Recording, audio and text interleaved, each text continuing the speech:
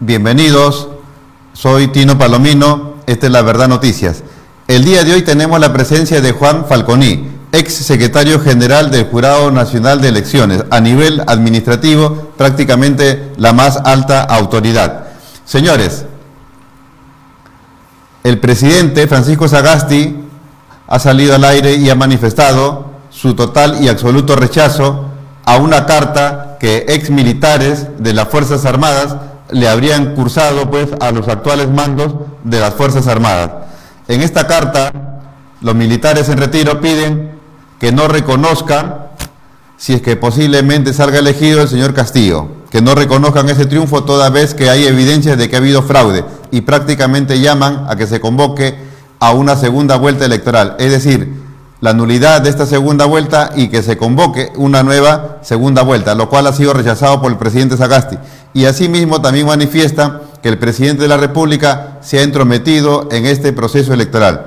Señores, ya estamos viviendo momentos de incertidumbre.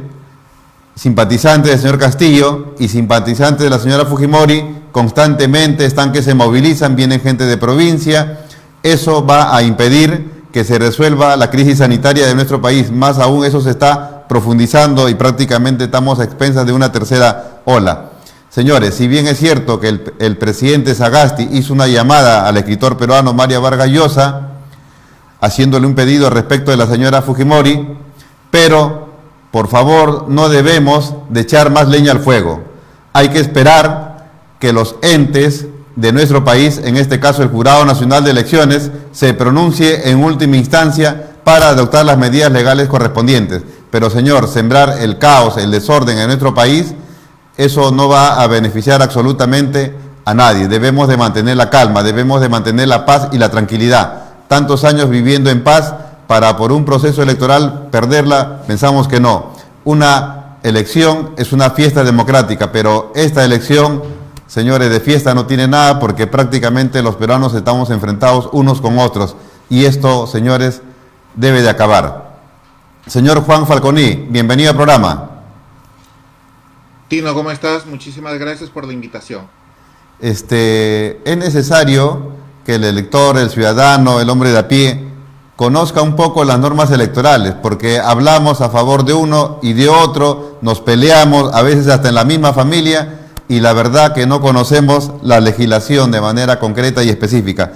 Entonces, un poco para ilustrarlo, hay que explicarle a la gente, por ejemplo, cuáles son las etapas de todo proceso electoral. Claro, mira, ahorita ya nos encontramos en la etapa, justamente ya ha habido la etapa de la votación, ya ha habido la etapa del escrutinio, y en tanto estamos en el momento en que se están computando los votos, ¿no? Y lo que corresponde a continuación es la etapa de la proclamación de la opción ganadora. Entonces, dentro de todo, estamos siguiendo las etapas de un proceso electoral, ¿no? Se ha convocado, se ha ido al proceso, se ha ido a la campaña electoral, hemos ido a la votación, en las mesas ha habido el conteo y ha habido el escrutinio del voto a voto, ¿no? Ahora estamos en la etapa del cómputo y una vez que el Jurado Nacional de Elecciones termine de resolver las actas que están impugnadas, vamos a continuar con la proclamación correspondiente. Entonces, ¿En qué consiste el principio de preclusión electoral? El proceso, todos los procesos, incluido el proceso electoral, se supone que son un conjunto de actos concatenados, ¿no? Uno tras de otro, donde un acto que termina es el paso o el inicio de la siguiente etapa. La preclusión significa que una vez que ha concluido una etapa, no se vuelve hacia atrás. Todo se tiene que seguir hacia adelante. Siempre se va hacia adelante. La preclusión eso significa que si en esta segunda vuelta, por ejemplo, en el supuesto que se hubiese detectado fraude, eso no afectaría a la primera vuelta por el principio de preclusión electoral.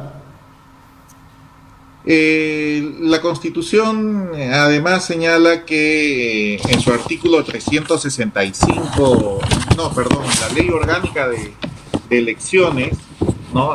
Habla de la nulidad total, la nulidad total de las elecciones, dicen, ¿no? Ujú. Entonces, una interpretación válida sería que como se está cuestionando esta segunda etapa, ¿no? En el peor de los casos, supuesto, yo creo que imposible, se seguiría una nueva elección, ¿no? ¿Total Pero o la yo lo segunda veo, vuelta? claro, eh, ese es un tema que Porque el jurado usted debería ha explicado el principio de preclusión electoral y esa sería pues una etapa así ya es, cerrada, ¿no?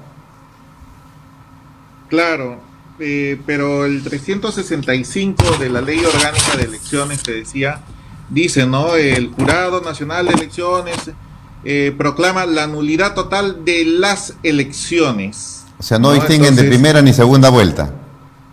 así es, pero para esa declaración, la nulidad total se supone, se exigiría Los que dos los votos tercios. blancos nulos, claro, se sumen 2 tercios de la votación o que los distritos electorales en que se ha declarado la nulidad suman los 2 tercios de la votación y esos supuestos no han pasado, o sea, No, no se ha dado. Sí, no se ha dado. no se ha dado, así es que legalmente no veo cómo podría declararse la nulidad si no estamos cumpliendo la exigencia legal, ¿no? El acta Eh, electoral, de qué está compuesto? el acta electoral es la hoja que reciben todos los miembros de mesa, ¿no? Y hay un acta de instalación, hay un acta del tema de la votación, hay un acta de escrutinio. Ahorita lo que se está revisando es el acta de escrutinio, donde se han plasmado los resultados del proceso, del conteo de votos que han realizado los miembros de mesa, ¿no? Entonces, el conteo, la revisión de los votos, el conteo de los votos ya terminó. Entonces nadie está diciendo que vamos a ir a una nueva revisión de votos, porque los votos ya se han roto, ya se han votado. Lo que se está revisando es el acta misma, el documento que se ha firmado, ¿no? Y donde se han consignado algunos nombres, apellidos, firmas y los resultados del conteo que han hecho los miembros de voto, de mesa. O sea, el acta electoral contiene pues el acta de instalación, de sufragio y escrutinio. Y específicamente lo que está en Así tela de es. juicio es el acta de escrutinio. Así es, básicamente eso es lo que se recoge después de que termine el proceso electoral y se lleva a la OMPE. Y eso es lo que se cuestiona, ¿no? Oye, que acá hay más votos que votantes, oye, acá parece que han votado niños o muertos, ¿no? Entonces, y eso es lo que se está cuestionando. ¿Y cuál es la diferencia entre votos emitidos, votos válidos y votos nulos? Eh, los votos, un ciudadano cuando va a votar justamente, ¿no? Puede optar por una de las opciones políticas que está participando, ¿no? Ese sería un voto válido, pero también puede optar por no hacer ninguna marca, ese es un voto en blanco, o tergiversar, tachar, hacer un dibujito, marcar fuera de la papeleta de la boleta de votación y ese es un voto nulo, ¿no? Entonces, los votos válidos son aquellos que están contemplados en la ley, ¿no? Votar por una opción, votar por en blanco, esos son votos válidos porque la gente ha ido y ha firmado y ha emitido su parecer político, ¿no?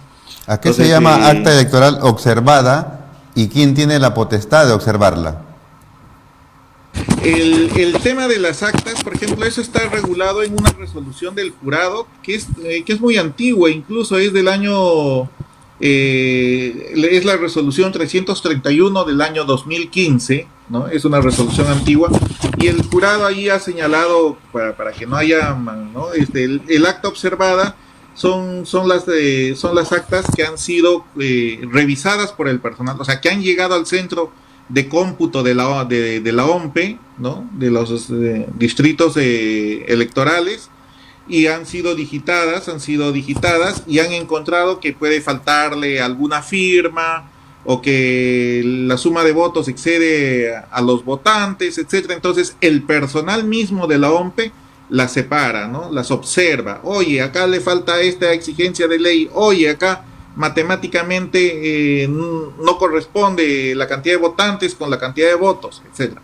Entonces, esas actas observadas es por una labor preventiva que el personal de la OMPE mismo hace en cumplimiento de la ley, ¿no? ¿Y qué sucede con estas actas observadas y cuál es su procedimiento para resolverlas? ¿Y qué sucede con esos votos?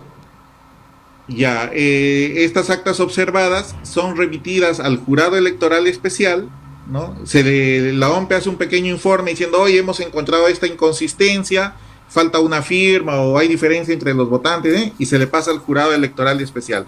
El jurado electoral especial revisa, pide su acta, porque el jurado electoral tiene su propia acta, contrasta, suma, si es necesario pide otra acta y resuelve. Y con lo que ha resuelto, dice, oye, esta firma sí es de la persona que dicen que no ha firmado, o la suma está bien, y eso le responde a OMPE, y OMPE, como ya revisó el acta, simplemente la digitaliza y lo suma al cómputo total, ¿no? ¿Esa resolución que expida puede ser materia de impugnación?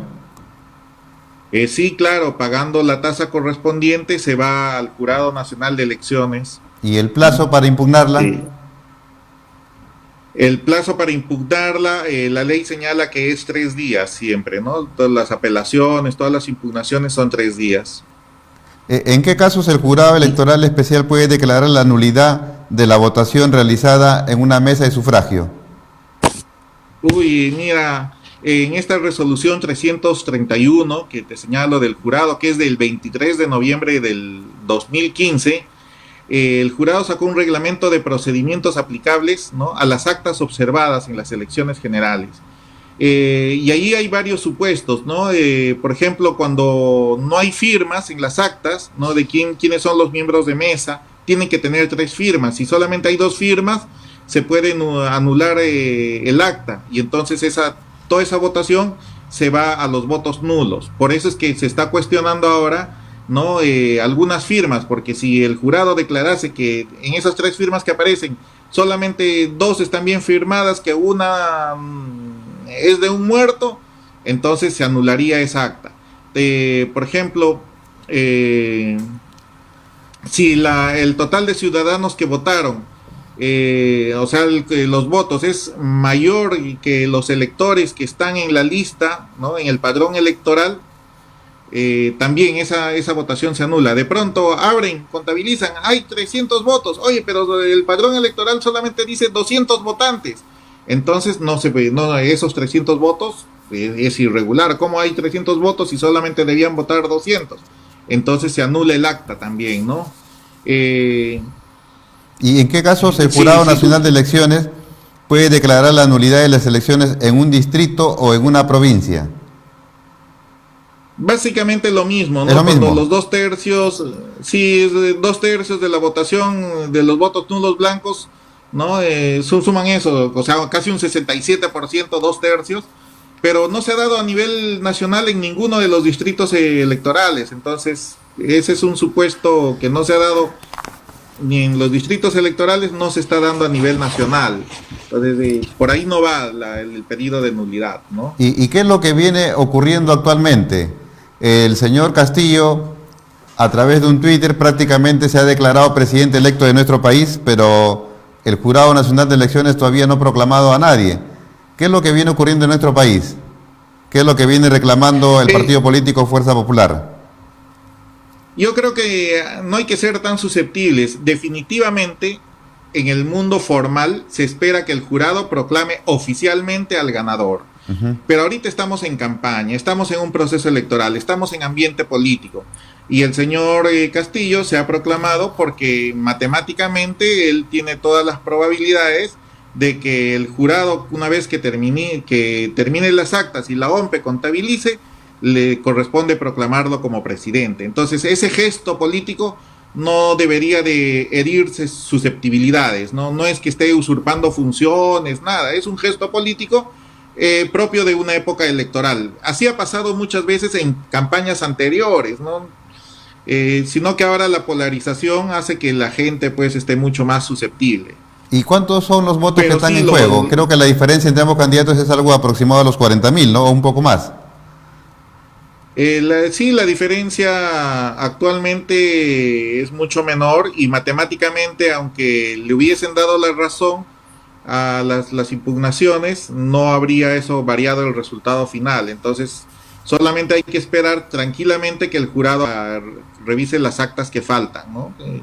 Y continúe. Acá lo que los ciudadanos tenemos que pedir es el cumplimiento de la ley. Eso es, la ley se ha dado como garantía para todos y en distintas épocas. Estas leyes básicamente han regulado muchas elecciones. No todo el mundo pues acepta los resultados, es parte de la democracia, pero si algo tenemos que pedirle al jurado es que cumpla la ley. Y hasta ahora, bien que mal, está cumpliendo, ¿no? O sea, con traspiezos, con muchas críticas, todo, pero yo creo que está cumpliendo el jurado con las obligaciones que la ley le encomienda. Fuerza Popular se queja porque dice que prácticamente el Jurado Nacional de Elecciones ha soslayado la etapa probatoria y el presidente del Jurado Nacional de Elecciones ha manifestado que no existe etapa probatoria porque eso prolongaría el tiempo y pone en riesgo el cronograma electoral. El proceso electoral es el proceso más rápido que existe en nuestro sistema jurídico. Los plazos, como te decía, son 3 días. 3 días para apelar, 3 días para resolver el jurado electoral especial, 3 días para apelar, 3 días para resolver el jurado nacional de elecciones. Los plazos son 3 días. La etapa probatoria implica justamente la acción de recopilar pruebas, presentarlas y todo eso. No se ha dado en nuestra historia esa etapa probatoria. Cuando uno presenta sus escritos, sus nulidades, los debe basar, las nulidades están expresamente señaladas en la ley, en este caso en la resolución 331 del 2015. Entonces, si no se dan esos supuestos que están en la ley y que han sido regulados, reglamentados por el jurado el año 2015, no hay más que decir. En ese sentido, los jurados electorales especiales vienen acogiendo, vienen resolviendo según la jurisprudencia que viene por lo menos desde el 2006, porque en el año 2006 el Jurado Nacional de Elecciones sacó un libro sobre jurisprudencia electoral, ¿no? Y muchos de los criterios que se están aplicando ahora son todavía desde el año 2006. No hay más que decir, con nuevas palabras tal vez, resoluciones que han sido confirmadas por otros plenos, pero ahí está. O sea, la línea jurisprudencial se mantiene a lo largo de los años. No hay novedad en ese sentido.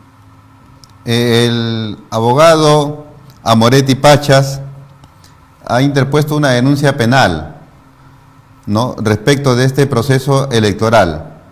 ¿Esa denuncia penal, de prosperar, influirá algo en este proceso? Ninguna denuncia penal repercute en el proceso electoral. Incluso se han hecho denuncias, ¿no?, de que supuestamente alguien ha firmado o un muerto ha firmado. Bueno, la denuncia penal seguirá su proceso, que puede demorar años, pero el proceso electoral paralelamente sigue su ritmo, sigue sus plazos y no se detiene. Entonces, las denuncias penales se investigarán y llegado el momento se sancionará o se absolverá, pero no influye nunca ha influido en los resultados electorales. Son más gestos políticos, ¿no? Sí, el abogado y militante del partido político Somos Perú, Jason Núñez, ha solicitado de manera formal al Jurado Nacional de Elecciones que declare nula esta segunda vuelta y que convoque a un nuevo proceso electoral. Algo similar y de manera verbal también lo ha solicitado pues el señor y es candidato Rafael López Aliaga, el congresista electo Jorge Montoya. Y es más, también hay una encuesta de una empresa llamada IDICE que dice que el 66.2% de la población de nuestro país quiere una segunda vuelta electoral. Bueno, yo respeto la libertad de opinión y de expresión de las personas que me han señalado, pero la verdadera voluntad popular es la que se manifiesta en mesa, no en las encuestas, ¿no? O sea, el mecanismo democrático para alternar en la gestión pública es la votación, y el ganador es quien tenga la mayoría, aunque sea por un voto. Lo que digan las encuestas no siempre se refleja en las actas y en los resultados, lo hemos visto en la primera vuelta, ¿no? Entonces estas personas válidamente han ejercido su derecho de petición, ya el jurado le resolverá conforme a la Constitución y las leyes, pero esos pedidos hay que entenderlos como pedidos políticos, porque dentro del cauce constitucional, legal y reglamentario del jurado, del sistema electoral, no tienen cabida, nunca han procedido porque no tienen un cauce para ese tipo de anhelos, de deseos. El día de hoy, el abogado Javier Villastein, y también es presidente de la Corte Suprema, ha presentado una acción de amparo por las irregularidades que él manifiesta ha habido en esta segunda vuelta, y está pidiendo pues que se declare la nulidad de esta segunda vuelta y que se lleve a cabo una segunda vuelta. De tener un resultado favorable, porque estamos hablando de una acción de amparo, se supone que es algo rapidísimo, ¿no? De salir una respuesta favorable de parte del Poder Judicial, ¿el Jurado Nacional de Elecciones está obligado a acatar las decisiones del Poder Judicial? El Jurado Nacional de Elecciones, y la Constitución lo señala, es autónomo y sus decisiones no son revisables. Sin embargo, el Tribunal Constitucional hace muchos años, el año 2006, si no me equivoco, estableció una jurisprudencia diciendo de que no había zonas exentas de control constitucional, que todas las revisiones, que todas las decisiones, incluso las del jurado, eran revisables por un juez constitucional, y abrió así la posibilidad al amparo electoral. El jurado, en la mayoría de veces que yo he tenido conocimiento, siempre ha defendido su autonomía. Y yo creo que es lo correcto. Ciertamente he leído lo que ha salido en los medios, la demanda del expresidente del Poder Judicial que señalas. Es una demanda, bueno, que trata de argumentar básicamente materia probatoria, ¿no? Señor, han filmado los muertos, señor, han votado los niños, señor, ha pasado eso. Pero en proceso electoral lo que importa es el cómputo de votos y que se ha manifestado, ¿no?, en las urnas. Y esos temas que se señalan están, bueno, seguirán su cauce penal, como decíamos, ¿no? El proceso de amparo es un tema importante, pero en la demanda que señalaba el doctor, decía, solicito se declare la nulidad. Un proceso de amparo es para suspender, ¿no?, algún hecho dañoso o que ponga en riesgo los derechos constitucionales. Entonces el señor está solicitando, el abogado que tú señalas, está solicitando que el juez declare algo que solamente le corresponde declarar al Jurado Nacional de Elecciones, en el peor de los casos, conforme a la ley y la Constitución. Entonces, no creo que el juez pueda hacer eso, ¿no?, porque no está habilitado para eso.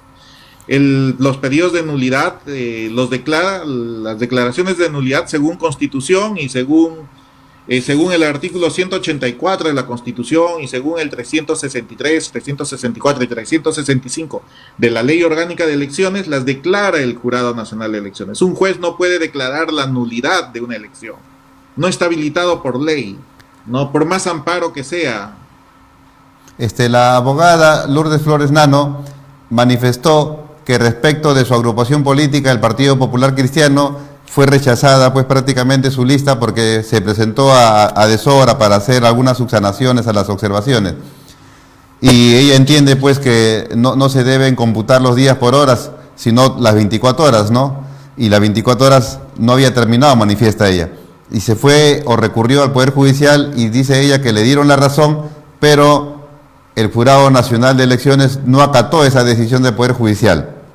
¿Esto sería un precedente de qué es lo que podría ocurrir con la demanda del doctor Javier Villastein? Mira, allí hay que decirlo, el jurado ha trabajado mal porque debió esclarecer bien el horario de presentación y hasta qué horas era, ¿no? El jurado tiene dos resoluciones que han llevado a esta confusión. Tenemos la resolución 363 del 2020, que es un reglamento de gestión de los jurados electorales especiales, ¿no? En ese reglamento les dice el Jurado Nacional de Elecciones, les dice que los jurados electorales tienen libertad para elegir y para poner su horario de atención, siempre que vaya desde las 8 de la mañana hasta las 6 de la tarde. Habían jurados que decían, mi horario de atención es hasta las 2 de la tarde, y a las 2 de la tarde ya no recibimos nada porque que luego trabajamos internamente. Cerramos las puertas y trabajamos internamente. Pero luego, en una resolución 35-2021 del Jurado Nacional de Elecciones en enero de este año, el jurado se da cuenta de que había puestos que atendían hasta las 6 de la tarde, ¿no? Y había jurados que atendían hasta las 2 de la tarde. Y eso era injusto porque no se estaba aplicando un mismo horario para todos, ¿no? A nivel nacional había gente que podía presentar hasta las 2 y hasta las 6, y eso no era equitativo, porque todos los ciudadanos, en la resolución 035, dice, oye, reconoce, además, en el fundamento 2.7, dice que no existe igualdad en los horarios para la presentación de los escritos. Dice, no existe proporcionalidad entre la actuación del jurado electoral especial y de las organizaciones políticas que cuando inscriben, ¿no? Que pueden notificarte hasta las 12 de la noche, pero los ciudadanos tienen que presentarte hasta cierta hora. El Jurado Nacional reconoce que hay un trato inequitativo y dice, esto lo dice, ¿no? De la resolución 035-2021, dice, así es que el horario va a ser hasta las 8 de la noche. Pero ya había habido toda esta confusión. Entonces, nos guste o no, el jurado en enero del 2021 estableció que era hasta las 8 de la noche. Está reglamentando, y el jurado sí tiene entre sus funciones reglamentar las leyes electorales, ¿no? Acá el jurado, y ahí vale una aclaración, el jurado, como hay una norma que dice que en época electoral no hay que reglamentar, ¿no? El jurado agarró y esto lo puso en una resolución como un criterio, ¿no? Entonces, quien no estuvo atento a todas las resoluciones del jurado, tal vez se perdió esa atención, que indica que el horario de presentación es hasta las 8 de la noche. Y ahí viene el tema, pues. El jurado hace elecciones cada cuánto tiempo, cada 4, cada 5 años, hay un cronograma electoral, es fácilmente previsible, o sea, al jurado nada le costaba, habiendo tenido el problema del año 2016, ¿no? De que también hubo un conteo cercano de 40,000 votos, la diferencia, nada le costaba agarrar con previsión y ordenar todas estas cosas y sacar un reglamento con la debida anticipación. Y no hacer esta modificación, no darse en cuenta en el 8 de enero del 2021, que nuestra reglamentación y nuestro trato, ¿no? No existe igualdad, no existe proporcionalidad y en una resolución establezco que es hasta las 8 de la noche. Ahí el jurado se equivocó, pues hay que decir, pero lo reguló, solucionó el tema. Y sobre todo, y esto fue mucho antes de la etapa de impugnación, ¿no? Eso fue en enero, ya estamos en junio. O sea, la norma que dice que es hasta las 8 está desde meses, desde hace más de 6 meses. Ya no es un tema que se haya resuelto el día de ayer, el día lunes, el día de la presentación de las actas. No, fue mucho antes, ¿no? Entonces, lastimosamente, ahí faltó un poco más de proactividad de los, ¿no? de las organizaciones legales, políticas. De las organizaciones políticas, de los personeros legales, de estar atentos, ¿no? De pagar las tasas, de presentarlo dentro del horario, de ser previsor. Y bueno, pues por eso se les ha rechazado tantos escritos, ¿no?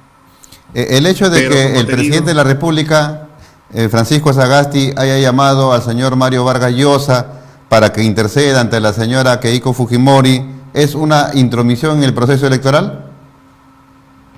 Yo diría que es una impertinencia, ¿no? Porque yo creo que una persona tiene que ejercitar la virtud de la prudencia, y más si por ley, la ley del Código de Ética, uno tiene que mantener absolutamente los criterios de neutralidad, de transparencia. Actuaciones como esas se prestan a la suspicacia, a la malinterpretación. Entonces, creo que era innecesaria esa llamada, no le correspondía, ¿no? Pero no es pues que haga una gestión por la izquierda, no por la derecha, no afecta la labor que están desarrollando los miembros del Jurado Nacional de Elecciones.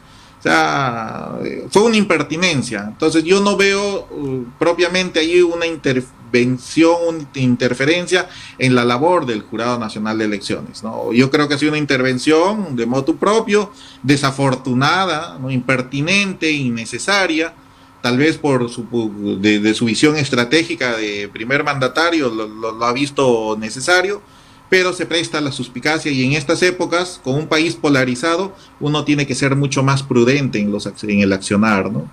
Y esa carta que han cursado los ex militares a las Fuerzas Armadas, pidiéndole pues desconocer el resultado de esta segunda vuelta electoral, a la cual el señor Francisco Sagasti, presidente actual, ha rechazado de manera categórica, ¿qué opinión le merece? Yo también creo, te reitero lo mismo, creo que debieron de ser más prudentes. He leído la carta, se presta mucha suspicacia, mucha interpretación. Creo que era innecesario. Todas las personas que ejercen función pública saben que se deben a la Constitución y a las leyes. No es necesario una carta que te la recuerde, ¿no? Y estando nuestro país polarizado, lo que tenemos que pensar es seguir avanzando hacia adelante, para trabajar, para salir de los problemas de la pandemia, de los problemas de salud, de los problemas económicos que se han generado, ahora de la división política que existe en nuestro país, y estas comunicaciones, ¿no? Pecan por exceso, creo que innecesarias, no, además no tienen efecto real, pues, ¿no? Innecesarias, impertinentes, pero cada uno es parte de la democracia, es libre de hacer y decidir por estas cosas. Ya si hay alguna responsabilidad civil, penal, administrativa, bueno, eso ya lo resolverán las autoridades pertinentes, ¿no? Señor Juan Falconi, en estas horas difíciles que vive el país, y como usted lo manifiesta, prácticamente polarizado, y sinceramente no creo que haya un peruano en su sano juicio que quiera un país tal y como lo vemos ahora. Por favor, un mensaje. Mira, hay dentro de la filosofía católica, ¿no? Hay dos virtudes cardinales que son virtudes principales. Una es la prudencia, que te la mencionaba, y otra también es la templanza. ¿Sabes qué? La templanza significa afrontar con serenidad los problemas que nos vienen. Creo que es importante que no hacer alaraca de algunos problemas que se nos puedan presentar como país o como autoridad o como candidato, ¿no? Saber recibir los problemas, enfrentarlos con la prudencia, con la serenidad, con la tranquilidad, porque eso es lo que el país necesita, ¿no? Entonces, creo que estamos a veces llevando a extremos, ¿no? Quítame esta paja, estamos haciendo un lío, estamos muy susceptibles. Yo entiendo que el estrés, el virus, la pandemia, todos nos tiene, ¿no? Demasiado tensos, pero creo que hay que respirar profundamente y ver con perspectiva.